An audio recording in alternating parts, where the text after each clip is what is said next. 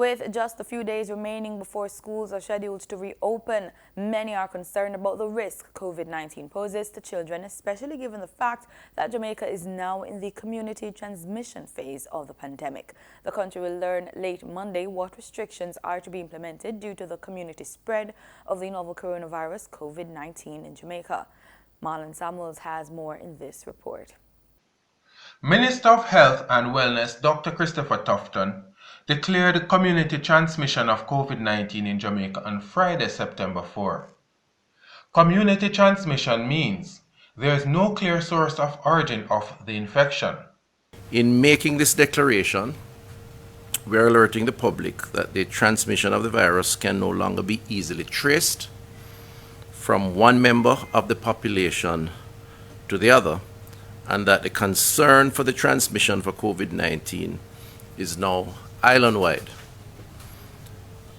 This, just a break from the script, is also an indication of the need for persons, Jamaicans, to assume that everyone you come in contact with, whether it is your family member, neighbor, or just a casual passerby, we must assume that that person is positive.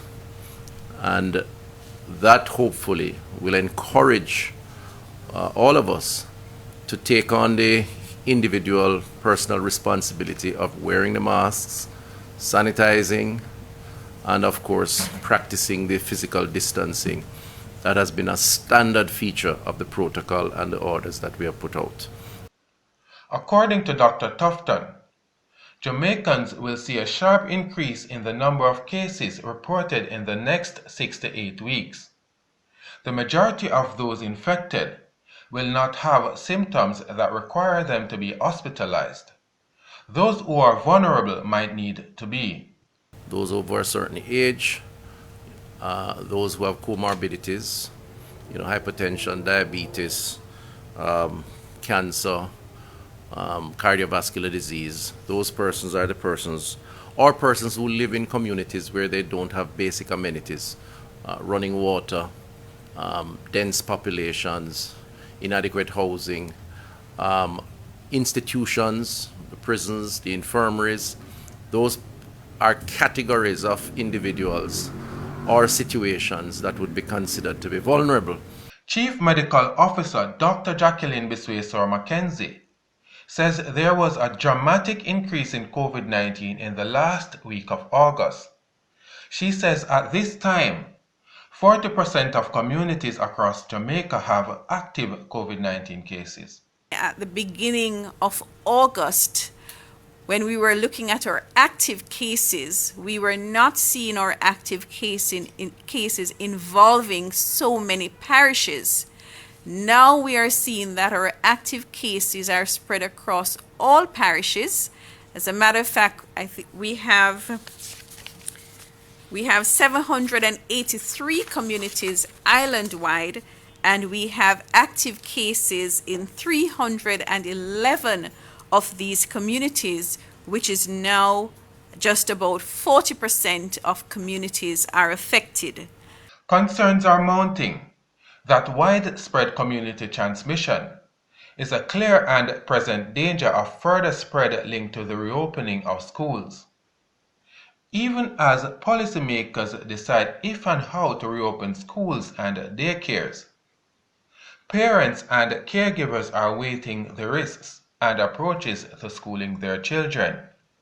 Some want a virtual rather than in-person start to the school year, given the possible risks the virus poses to students, teachers, staff, and homes.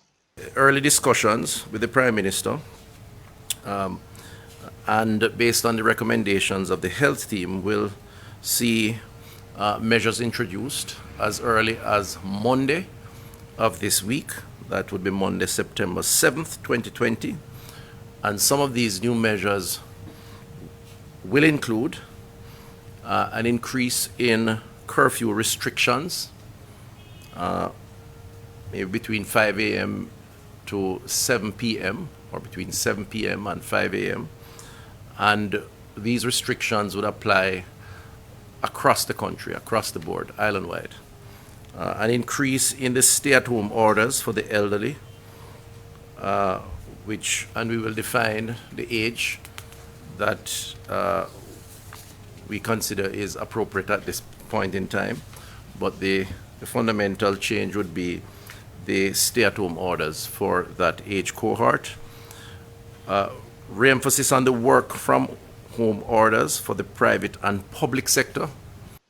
There will also be further tightening on restrictions of public gatherings and funerals. For the news on PBCJ, I'm Marlon Samuels.